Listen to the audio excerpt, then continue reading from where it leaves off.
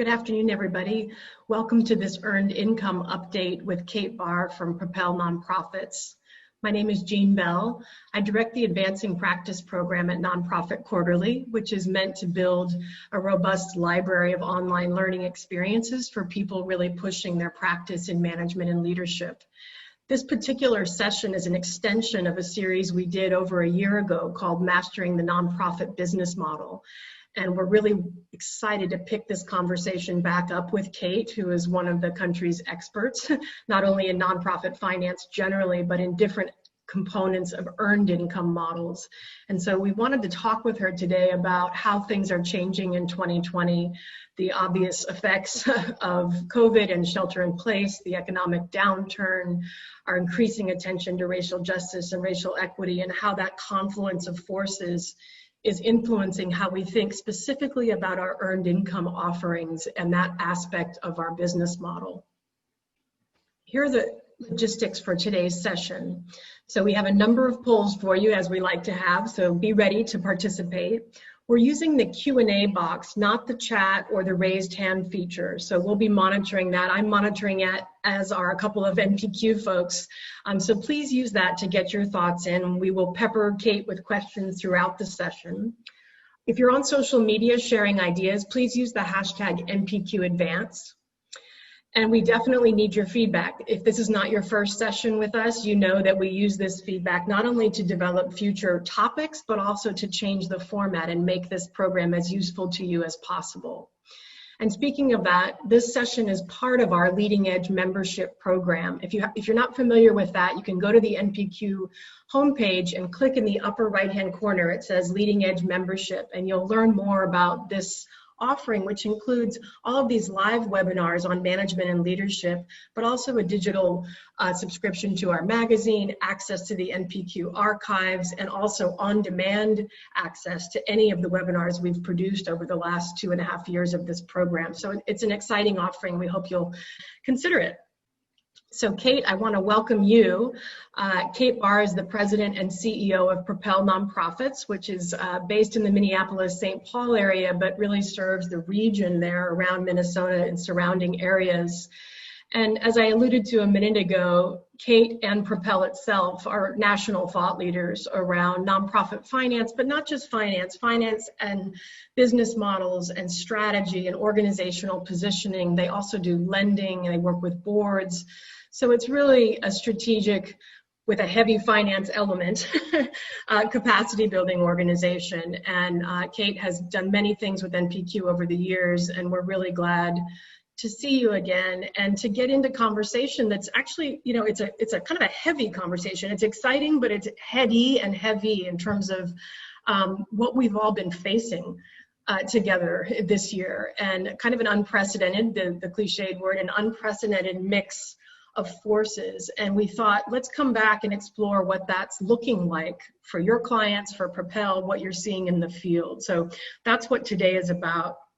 And we've divided this into 3 chunks. We've got 3 sections of the conversation. One is grounding and then looking at the context. We're all aware of the context, but looking at the context also through this lens of what might it mean for how we manage our organizations and specifically our earned income offerings.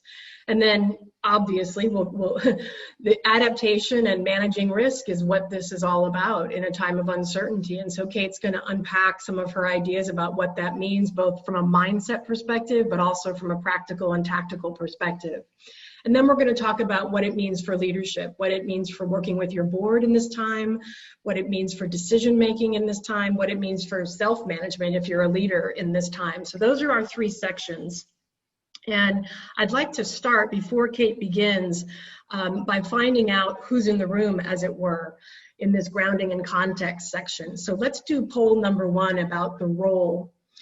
And which of these roles best describes your primary role? Are you an executive director, a senior staff, a consultant, a funder, a board member, or some other primary role that you're bringing to today's session? Super. So you can see that, Kate, we've got a strong mix of executives and senior staff, and always good to see fellow capacity builders who are thinking about how they support nonprofits, some board members, and a little bit of other. So welcome to all of you, and I think that's kind of what we expected, and I think this conversation will land for all of those roles. So thank you for being here. As I mentioned, this session is an extension, if you will, of our Mastering the Business Model series. So for those of you who weren't part of that, you can see on the screen that 6-part series was an introduction to how to think about a nonprofit business model, and then it went in depth into these 5 different primary revenue types: earned income, foundation income, government-funded nonprofits, donative-based nonprofits, membership and association-based nonprofits. And it looked at each of those models through the lens of the elements on the right side of your screen, right? So the dynamics, how does this money work in a nonprofit? What is the infrastructure required? What is the leadership required? What is the cultural effects of this kind of money? What kind of metrics are typically used? What is the effect of trying to diversify into or from this type of money? So just to give you a sense, you don't have to have been in that series to enjoy today's conversation, but it just tells you where Kate and I are coming from. She did the earned income session for that Mastering the Business Model series, and we went back to that and said, okay, does this still hold? And if it doesn't, what has changed, and how does it make us revisit some of our management and leadership practices around earned income? So that gives you kind of a base for what made us want to do this, right? All right, with that, Kate, I am going to turn it over to you and let you get us started with making sense of this context as it relates to our business models. Thanks, Jean, and thanks everyone for joining us. I'm really glad to be here and to be revisiting this subject in, in this moment where, in a way, everything is changing. And yet, when Jean and I went back and looked at that session that we had done before, that I know is still available for you to have access to, we found that the fundamentals were the same, but the context, of course, is where we have to start. Is what is the world in which we are operating in order to even have this conversation? And the context, is of course multi-layered, complex, and all at once is one of the things that's making this particularly heavy moment for us. We of course are in a global pandemic and a health crisis with COVID, and the related shelter in place kind of structure and context that we're operating in, understanding that there's a vast difference around the country of what each of you, wherever you are, is experiencing in terms of how shelter in place is actually a part of your operating world right now. There's an economic downturn that, of course, was accelerated and amplified and impacted by this. And then the uprising for race equity, which I know is being experienced everywhere in the country. Remember that I'm based in Minneapolis, and so there's we feel a particular sense of that, but I know that is shared by all of you around the country. And so as we think about that context, and we'll talk about a number of these as we go and how this impacts us, but think about the context of this. And when we think about the earned income business model in particular, one of the really critical features and foundations that makes this business model particularly notable to lift up is the particular relationship to the market, essentially between buyers and sellers, customers and deliverers of service. That's a different relationship than in many of the other business models that we talked about in that series. And the COVID crisis, shelter in place, the economic downturn, race equity have a particular impact on the way that market works for nonprofits that have an earned income as an important component of their business model. It's also important to note that a lot of this predates COVID. So as we talk about, for example, more digital delivery and digital product and online delivery, that preceded COVID, but COVID certainly accelerated it. Shelter in place certainly accelerated it. The economic disparities were there before, and just the weight and size of the downturn increased. And of course, racial injustice has existed for 400 plus years. And the particular moment that was really amplified by George Floyd's murder certainly has really amplified it. So this was all pre-COVID, and yet the weight of it is different because of COVID. I think the other thing that we have to acknowledge right now is that we have not yet gained certainty. We are still in kind of, frankly, the first phase of the experience that we're going to have going through the COVID, the crisis, the recovery, and the reinvention of the sector afterwards. So we're still in a period of great uncertainty, which means that, frankly, we could do another session in 3 months and we would say different things. And I think that as we talk about how this particularly impacts the earned income business model, these 3 themes are going to be part of it. So Jean, you can go on to the next one. Wonderful. Yeah, and I just want to amplify that tension between what predates COVID, and some of our organizations were active in those forces before COVID, and some experienced an even greater acceleration, right?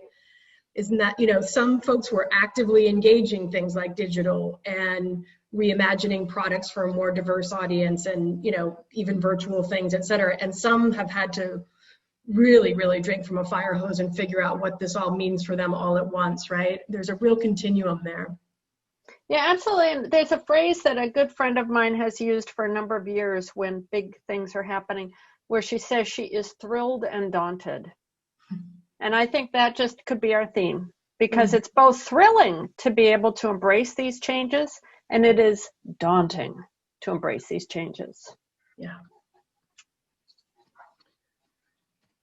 All right, so we're going to move into this section that's really the heart of the call to action here, right? And the normalizing of the management and leadership competencies, and that's around adaptation and risk.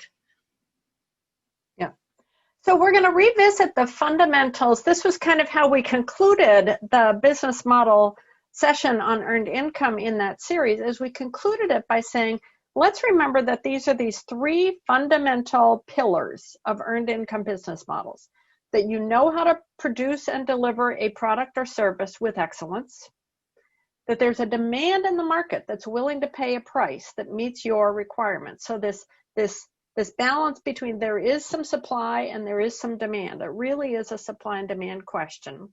Now, the financial requirements for a nonprofit with earned income may or may not be fully covering the cost, having a profit, or maybe require partial subsidy, but your financial requirements. So there is a demand in the market, and that you can produce, that producing and delivering this moves you further towards your mission. So we consider these 3 pillars. These are still true. These are absolutely still true. Consider these as both fundamental and foundational, but also consider these as all essentially fluid right now, because this is where a lot of the impact of those 3 dynamics that we talked about and are coming into play. Think about I'm going to just kind of plan for you not only your own organization and how are these the same, how are these different, and how are they both, because they are often both the same and different. So just plant these ideas. Think about the ubiquitous Girl Scout cookie. Girl Scout cookies are the Girl Scouts and their contractors that they work with know how to produce and deliver. There's a demand, we pay the price, and it moves them toward their mission because of the way that they empower girls. Think about what happened to Girl Scout cookie sales. The sales period is generally between about January and April with COVID. So just think about Girl Scout cookies. Think about thrift shops. Think about workforce development enterprises that use employment, empowerment, personal development, and often deliver a product or a service. It could be landscaping, manufacturing, recycling, janitorial. There are a number of workforce development. Think about performing arts. And think about healthcare. While the focus of this is not healthcare, but there are all kinds of facets of healthcare: mental health, dental, community clinics, all of that. Think about just those. So cookies, workforce development, manufacturing with workforce, performing arts, and healthcare. How to produce and deliver the service with excellence. It could be that how you produce it changes. If you're performing arts, of course. How do you deliver it if you're the Girl Scouts and you can't go door to door? what is the demand in the market that's willing to pay a price if you are selling a service that no one can get because of shelter in place, if you're a thrift store? And then how does all of this affect your mission if suddenly the economic downturn is impacting everyone that you're trying to serve? So just think about how all of this ripples through and really is all the same and yet all different. And so I just think that the fundamentals are still there, and how we address them and how we learn about them is where we're learning. We're in this learning moment, and this is where we're learning, is all of this. And we'll talk about each of those a little bit more. But even if we just think about what is your product or service and how has that been impacted,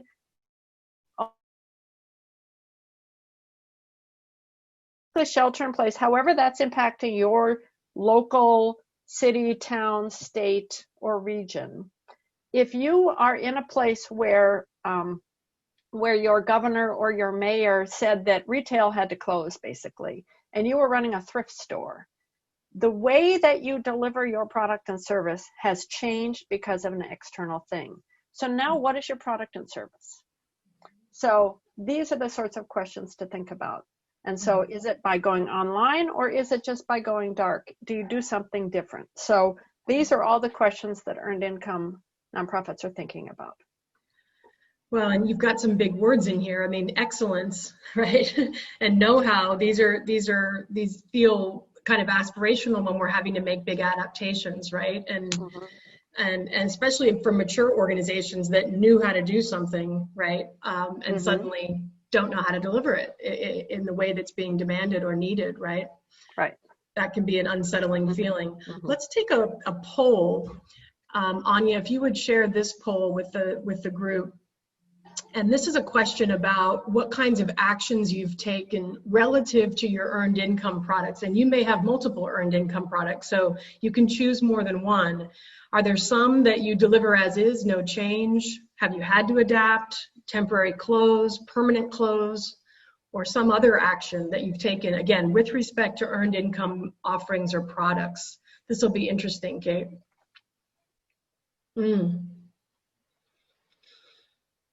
Really across the board, and quite a bit of closing temporarily, a lot of adaptation. Thank you, Anya. And some organizations have been able to continue to deliver either all or some of their products and services, which is certainly reassuring, frankly, I think, for all of us to know that that's a possibility. But clearly a lot of adaptation and a lot of change, and so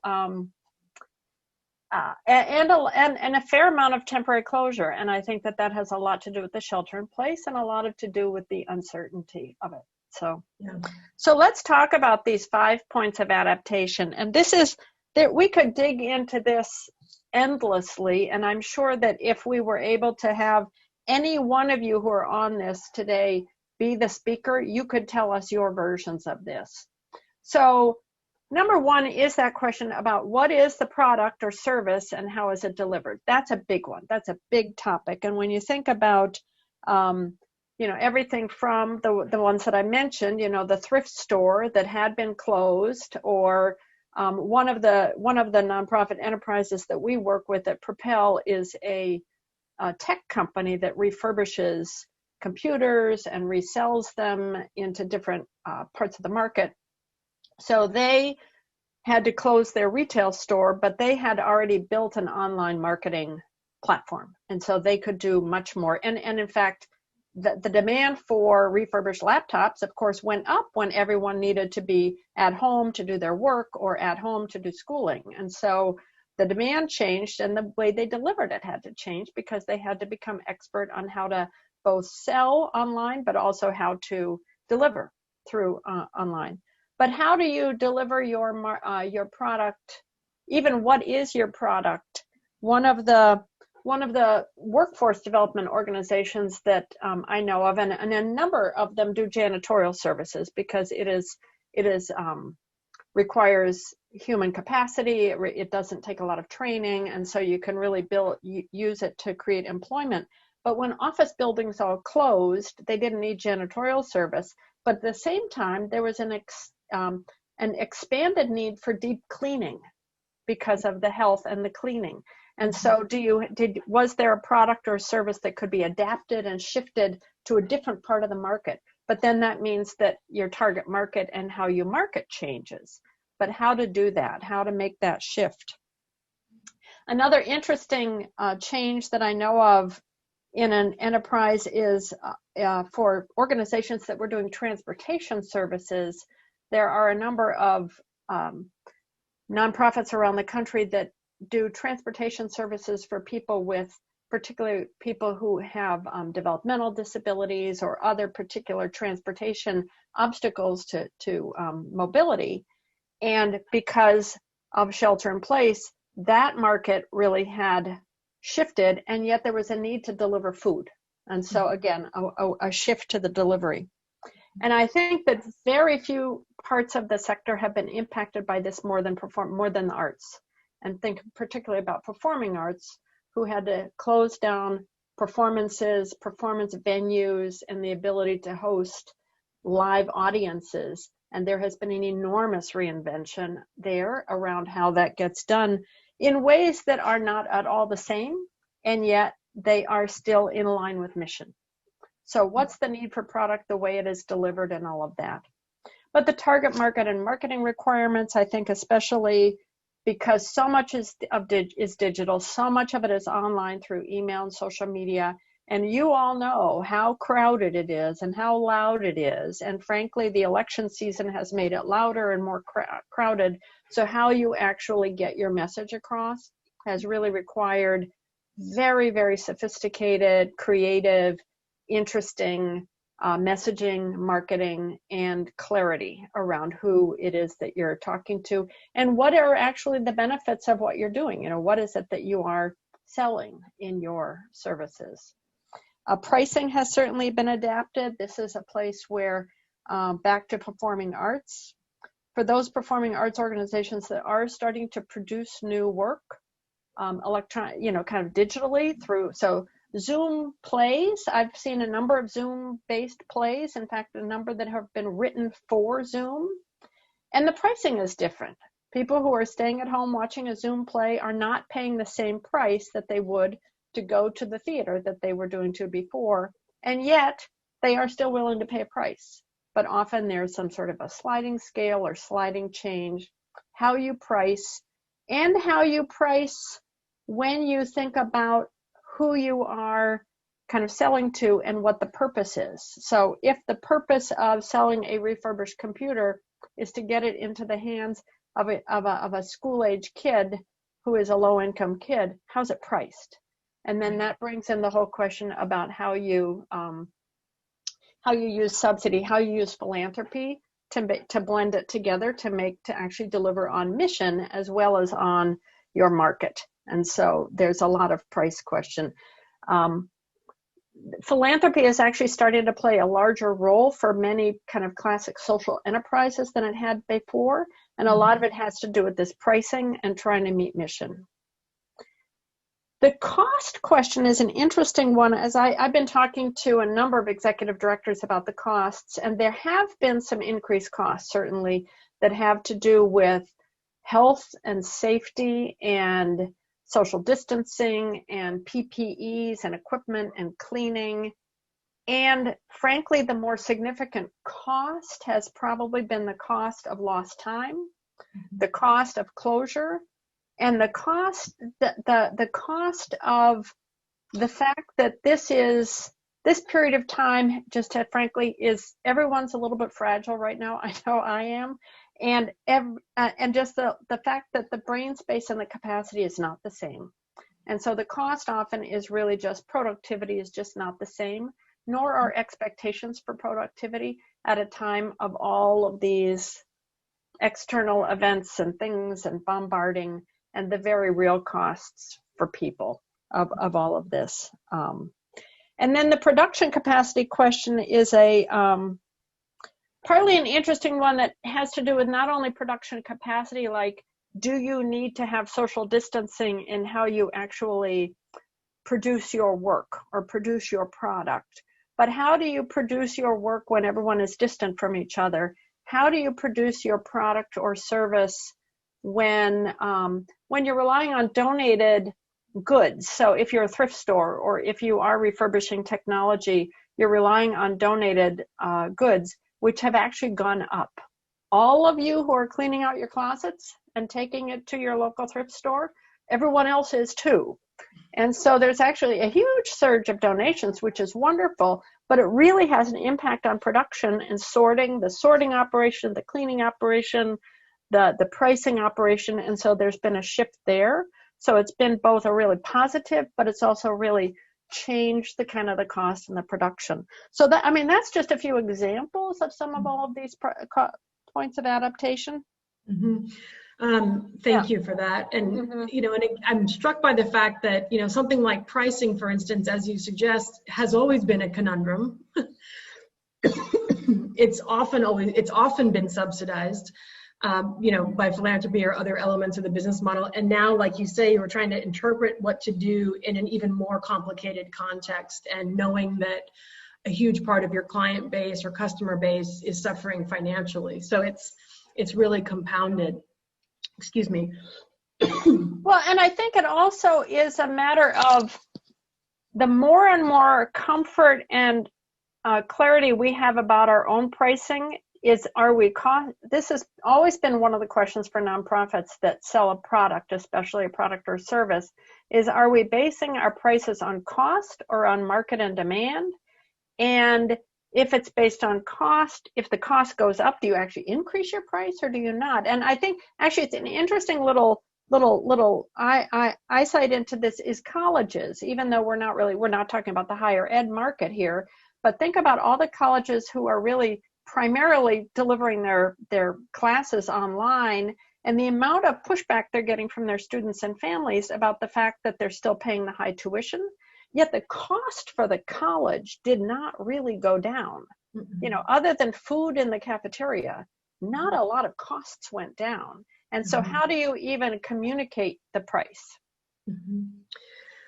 Thank you. And I know we're even going to talk about pricing again in another context a little later, but there's a question about even the decision to create, not just to adapt, but to create an earned income offering or product in this context. And you know, maybe I'll go to the next slide, because that is, you could see it as even part of embracing risk and learning. But if you could, as we transition here, just speak a little bit to that notion of, should we do this, and should we do it right now if we've got an idea? You know, it's in a way the question is whether or not earned income, in a way, one of the ways I'm hearing that question is earned income a good thing for nonprofits to have? And I actually will try and neutralize that question in that all of those different revenue types, you know, the very first kind of slide that Jean showed about the different business model types where you had donations and grants and government membership, they're all fine. I mean, earned income is fine. I mean, it's a neutral. It's really a what fits with your organizational market, what fits with what you do, what fits. So if I talk about workforce development, there are workforce development organizations that do really important, impactful work with people who are seeking new skills that are primarily government contract funded. Mm-hmm. That is one way to do workforce. Mm-hmm. There's another set that create an enterprise that creates employment and training and other kind of supports for people so that they are prepared for living wage jobs and long, you know, successful lives where they're using earned income. It's a kind of a neutral. It's different, but then you build a different organization based on it. Mm-hmm. And so whether or not an earned income, this is the time to do an earned income, it might depend a little bit. If you've never had any earned income, I would suggest actually that you get access to the original session that we did just to talk about the dynamics, the leaderships, the structure, some of the things you need to have, because there are some different muscles you have to build. Mm-hmm. And at the same time, I will tell you that earned income organizations that we're talking to at Propel and that I've talked to, they are being adaptive and they're learning how to do it in the same way that organizations that have government funding or membership or anything else is. They're all hard. and they all have benefits, and they all have strengths, and they all have challenges. Right. Right. Yeah. Yeah. But I mean, this is actually a perfect time to segue to the embracing risk and learning theme, because in a way, one of the things that we said in the original session on the earned income business model is that one of the leadership capacities that is really needed to really use this business model is that kind of entrepreneurial mindset. Not necessarily to be an entrepreneur, but the entrepreneurial mindset of let's try something, let's try something, let's try something. Not that other business model leaders don't, but this one kind of mandates it. And frankly, that has simply accelerated and ratcheted up more than anything right now, is that this is a time where, and this is true of every single nonprofit, but this is a time, certainly if you are responding to a market in a very direct way, right, buyer and seller, this is a time where you got to try stuff. And it's a time where, the phrase down at the bottom there, testing a lean startup, which is this kind of business, it comes out of tech, it comes out of manufacturing, where you try stuff, you you learn. That's what we're all in right now. So if you are one of the nonprofit workforce organizations I know has a small manufacturing component that they manufacture stuff. Well, let me tell you, they are building all kinds of stuff with plexiglass right now. They never would have imagined that plexiglass was going to be one of their biggest products, but right now plexiglass is it. Because if you have a manufacturing capacity and you have human beings who know how to put stuff together, and there's a demand for plexiglass shields, surrounds, and all of that, you'll learn how to make things out of plexiglass. So that's an experiment. But it took them a while to learn how to do it, both to actually process, operationally build it, price it, source it, transport it, all of that. They had to learn, and they had to learn that some markets worked, some didn't. The pricing didn't work. Some things they couldn't compete. So you have to try things. This is a place where that experimentation as a way of doing business, that you have a certain portion of what you do where you don't try and get it all perfect. But what you do is that you get kind of minimal viable product. Is that the phrase? Where you say that this is good enough for us to try it in the market and see how it goes. And it's one of the unique things about that market base is that you can try stuff and you can get pretty fast feedback on it. How's our pricing? How's our delivery? How's our quality? And then you know if it works. It's also another place where anything that I talked to a number of executive directors who said, well, one of them said, we knew we needed to start online sales. We've been talking about it for 2 years. In 30 days, they had online sales going because they had to. I know of a counseling center that has been talking for 3 years about telehealth, and in 5 days, they were delivering telehealth. So because they had to, and they didn't get it all right, and not all the technology, and so they had to do. But in order to do this, you need to know kind of how much you can risk. And this is a place where those organizations that had built up some cash reserves, some internal, that's one of the benefits, frankly, of earned income is unrestricted income, in that you can sometimes build reserves a little bit more easily. So if you have some cash reserves of your own, or if you're able to access some kind of risk capital cash, you can afford to lose it. So then you can experiment more. You can go more quickly. You can scale a little bit more. But one of the risks that I am very aware of from some of our clients is that the biggest risk is very human risk. We will talk about, I will talk about performing arts.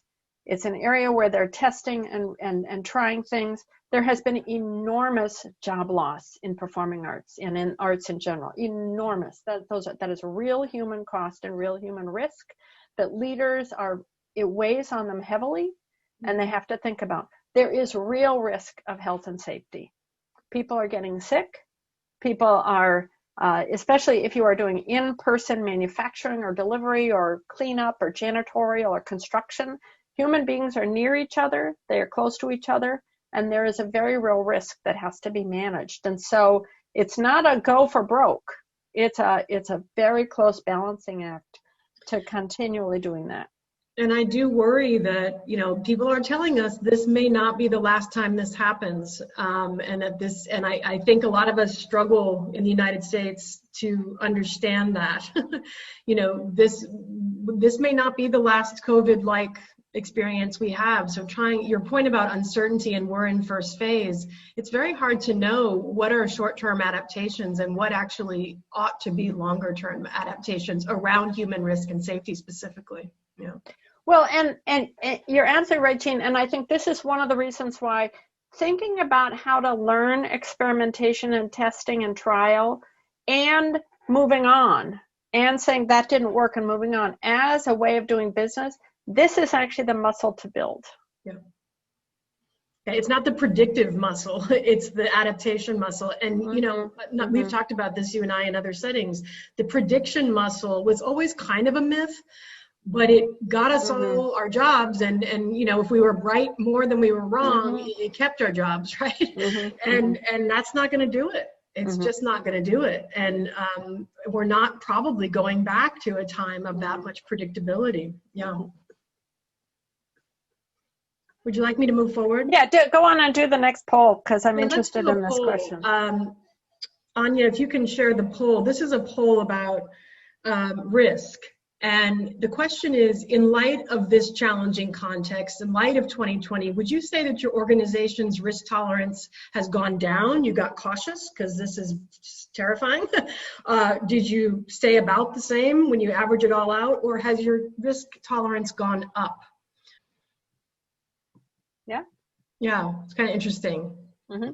There is a lot of increase, but also a lot of sort of balancing it, right? And then some folks, maybe because, as you say on the slide, they couldn't afford it, have had to get very cautious, right? And that's just a reality if you don't have the money or the market to risk, right? Yeah, and I will also say that this is, even asking the question is a bit unusual in this nonprofit sector, as you and I have talked about before, is we don't often talk about what our risk tolerance is. And this maybe is a moment where that conversation is the right conversation to have. Yeah. Well, and we've talked in very sort of banal ways over the years about, oh, have a reserve policy so when it's a rainy day, you know you can use it and you're not fighting and this and that. It's like, this is just, that feels sort of quaint, doesn't it? Yeah, very. Rainy day, that sounds quaint, yeah. All right, let's move forward here. So let's talk about this third force that you mentioned in the context, and talk about the attention that we're all appropriately giving to race equity and how it might affect how we think about our earned income products specifically. Yeah, I think it's interesting to think about race equity and products, because race equity in an earned income model, and actually, let's just say racism and how racism has played in this model often is the same way that it has in other kinds of nonprofits. And this is not in any place, someplace where I've done academic research, but a lot of it has to do with power, decision making, and control. And so as we layer that in here in an earned income organization where we do have a product, where we do have a market and a responsiveness and an instant feedback, we can almost get more instant and fast feedback around this. And it may have to do with identifying who is the audience or the market to whom who is our buyer, and understanding it better, and actually not only understanding the numbers and the demographics, but actually deepening our understanding of who those people are and what it is that they need and what would really speak to them.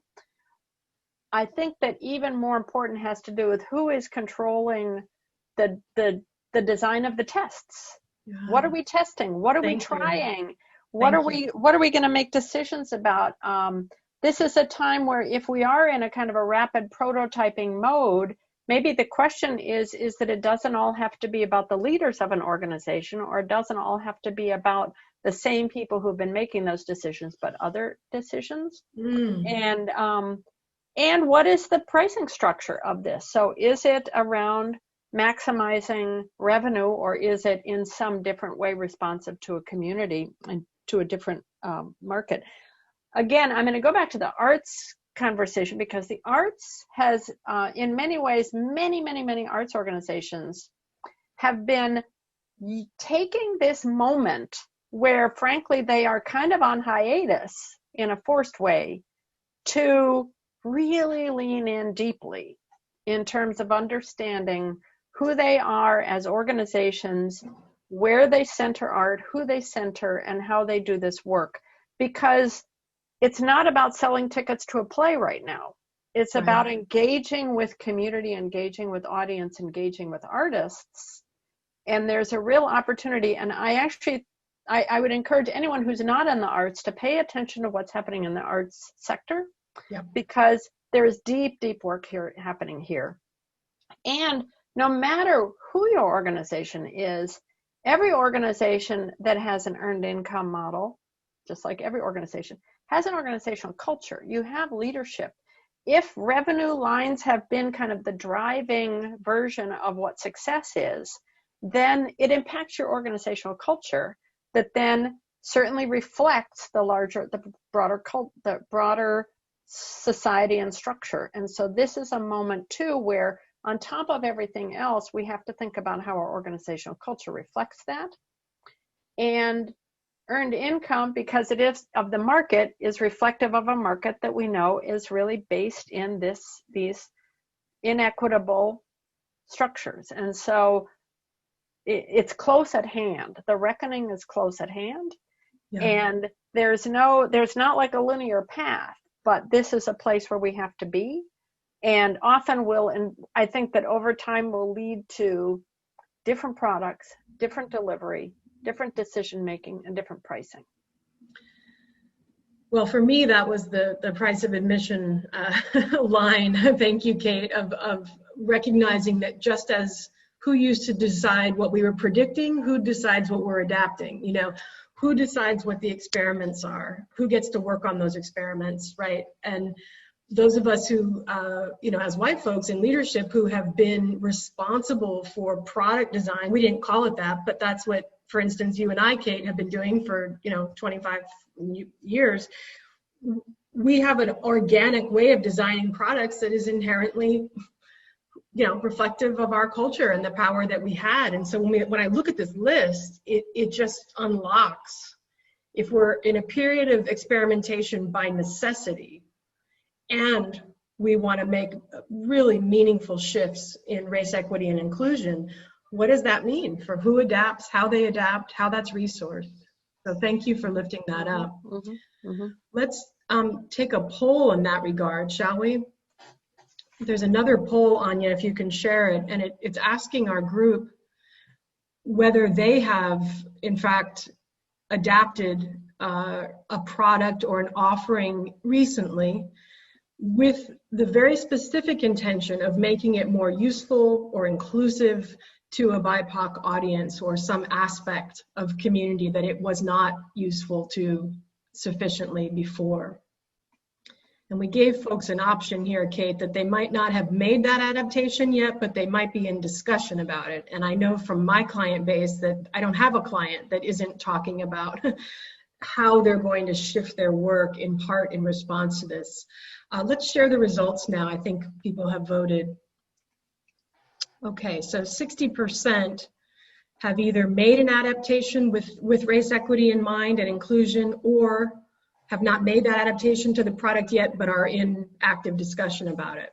And then 40% either have not done it, have not discussed it yet, or don't think their product requires it, or what have you.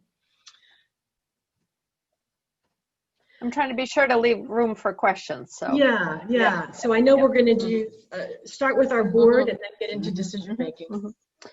So the board, one of the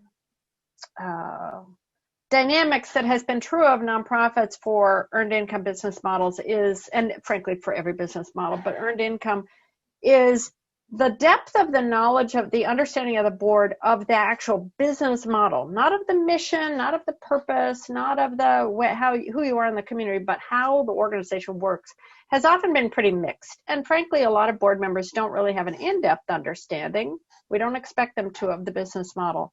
But this is particularly important right now because of the level of anxiety that at least we're seeing, and as Jean mentioned, we do a lot of board governance work.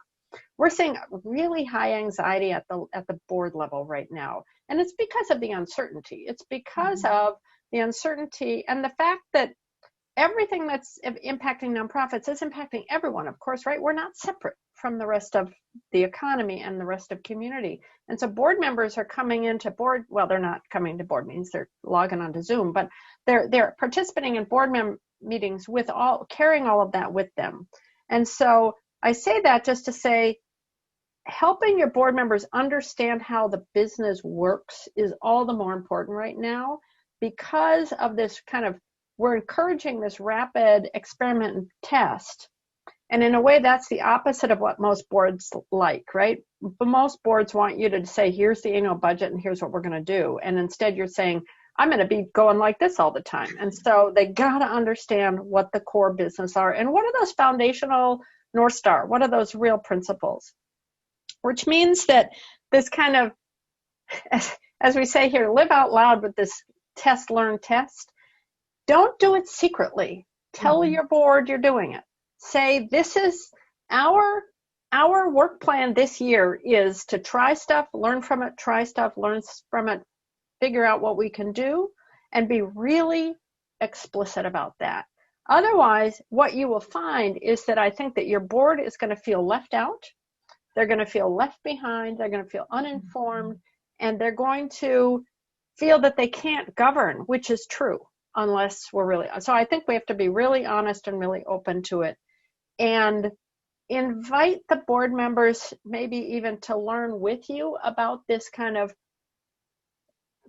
this nimble prototyping mindset way of doing it. There's brainstorming, this trying things. And if you have board members, I always think that it's great, especially for nonprofits that have kind of classic social enterprises, to have entrepreneurs on their board.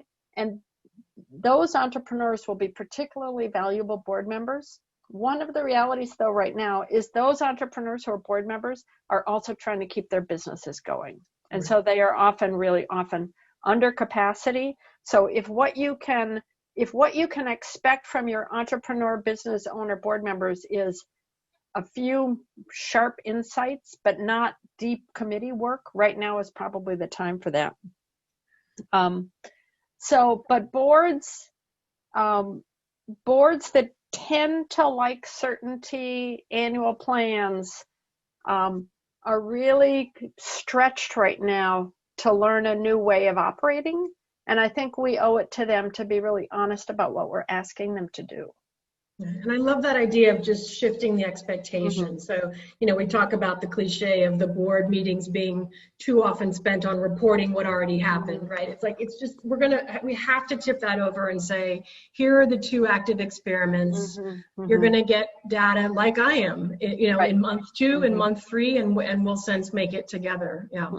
I love that. And in the same way, kind of related to that, the way we make decisions is, of course, being informed right now. And this is another one of those things that this started pre-COVID. This was already in place. We already knew that the annual budget process, while we have to have one because that's the expectation and requirement, but in a way, the annual budgeting process has been a dinosaur for a while. Because if your fiscal year starts in January and you are putting together your budget in October, the idea that 15 months ahead of time you know what's going to happen hasn't been true for a long time, if ever. It is especially not true right now. We also are going to have an annual budget because we are good, compliant nonprofits that have annual budgets. But I think we have to think about financial planning in particular and financial reporting in terms of, we're going to be doing a lot of things quarterly. We're going to be having a kind of a framework on an annual, and we have to always be thinking at least 2 years down the road. Now, the two-year viewpoint is super foggy. It's really fuzzy. We still have to think that way. We still have to be there. And so, but this, right now we're at a moment where quarterly is really kind of where it's at. Quarterly forecasts, quarterly updates, quarterly adjustments, not necessarily rebudgeting, but quarterly thinking, short term, because there's just so much new information coming into us. And this isn't just financial planning, right? This is all kinds of planning. I think one of the other things that really comes in here for decision making is, especially for leaders, is just to really be aware of the real staff struggle and capacity. What is everyone really capable of? What are we asking? What are the expectations? What are the goals? They're not the same as they were. They can't be, and we have to be able to adjust to that. Which means sometimes we have to put something on hold, put something on hiatus and downsize it. We may have a product or service that we have been delivering for years, and we say, we're just going to take a year off, or we're going to scale it back. We're going to keep it kind of going for those kind of core, but we're not going to try and grow it because we just can't do everything. Nonprofits have a bad habit, really, I mean, that we all do, of having, too many ideas and then for our capacity. And right now is not a time to tax our capacity beyond our core work. And one of the things that it requires, though, on the decision making is this really hard leadership thing of both speeding up and slowing down at the same time. And I know that sounds completely discordant, but some things speed up, but then something else has to slow down. And we can speed up maybe the design, but then we slow down the marketing. And so how do we continually do that? And so much of it has to do with instincts. And the question, again, this goes back to the race equity, is whose instincts? So who are we listening to, and who are we trusting to make that question? Some of it also has to do with what our decision-making kind of, what are our markers of success? Are the revenue targets that we're used to using, not just the numbers, but even what we use as a benchmark? Is it number of units? Is it number of hours? Is it the number of something? Or do we need to change what the unit is? And again, back to performing arts, if we're not selling tickets to full productions in a theater, then the revenue obviously changes, and it may be break even. It may be cover the basic digital cost. So what is it that is success? Because it might not be what success was before. Yeah. And we're going to have to redefine what are those decision-making moments. I love that. Metrics was one of the categories in our business model series. Remember those 7 things I showed you on that first slide? And metrics, I think that's probably very true, Kate, that some people are still looking at the same metrics from the different world, and that's not helpful. And there may be some that are helpful and some that need to be added. Maybe it's about retention now, or it's about, what are the things that are actually your targets, and have they changed? I love that question. I'm going to move us forward to this last slide about our own leadership. That was our board and organizational decision making. Yeah, and this is in a way just a summary of things that we've already said here, which is, as an organizational leader, and I know that from the poll, many of you are executive directors or senior staff at an organization. So just paying attention to your own leadership, how this is helping you, how right now is a moment for you to build these new muscles around uncertainty and testing, but also to remember that the phrase that I love is, if you're holding others, who's holding you? That it really is true that leaders have to take care of themselves. This is doing that duality of the concurrently speed up, slow down, try things, short, medium, long. It's pretty exhausting. And so pay attention to what expectations you have for yourself as well, because we're really learning, all of us are really learning a whole new way to lead, and we're going to use it, we're going to need it for a long time. So I just have to say, one of the directors I talked to said that she has decided that anxiety is her superpower. Okay. All right. Because it keeps her ever alert. Yeah. So does that mean the more the better, or no? It just means when I have it, I'm going to deploy it. Yeah. She's just reframing. Yep. Yeah. I love that. There have been a couple questions, and maybe this will just be a final thought to you, is a question for you. In the earned income context, how do we get the mixed audience of the staff who is struggling, as you mentioned, in ways that we know and don't know in terms of their personal lives. And, we know some of it, but we don't know everything, the homeschooling and what's going on with wellness and all that. And you're trying to manage these different product lines and the inherent tensions between the metrics and the drivers for these different product lines that are traditionally, are we motivated by profit or mission with our earned income, right? These are tensions that you talked about in the original series. I'm seeing some questions that kind of speak to that. And is that heightened now? How do we keep everybody on the same team, I guess is a way to say it, when we have such heightened struggle on the individual level, and there were those tensions anyway between these kind of ways of seeing the world and the notion of profit? I mean, yes is the only thing. I mean, I can say yes. And I think part of it, though, is that then maybe this is a moment that drives the question that we haven't answered. And I have to be honest, and anyone from Propel who's watching this will know, we need to answer that question. And it's time. It's time to answer the question. And so this is to take a stand. Well, and to do things that, again, we've been saying all along, which what is our relationship to money and profit? What is, and you put those three fundamentals up, that the strong earned income offering in a nonprofit context includes furthering mission. It's not an extra, and it's not assumed. It's not assumed that product furthers mission. Right. Then we come back to the race equity question and the evolution of our theories of change and say, well, what's furthering mission? What is a priority to further the mission with our current understanding of what the mission is, right? So it really, really compounds that age-old tension, it seems like. So yes, that's your answer, right? Yes, my answer is yes. Kate, thank you so much for sharing Thank you. this. I really appreciate the range of examples and the attention to adaptation, but also the leadership realities of trying to make good decisions in this climate.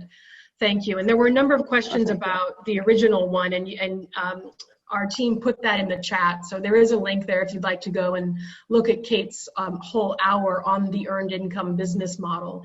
There's also one on budgeting, which when you talked about the annual budget being a dinosaur, reminded me that we did a beautiful budgeting session last year, which is also in the membership library. So a number of the things that you touched on, you can go deeper with Kate in pre-recorded sessions. So thank you everybody for joining us, and I hope you will, I know you will, spend 2 minutes to provide us your candid feedback right now, and we'll see you next time. Thank you. Thank you.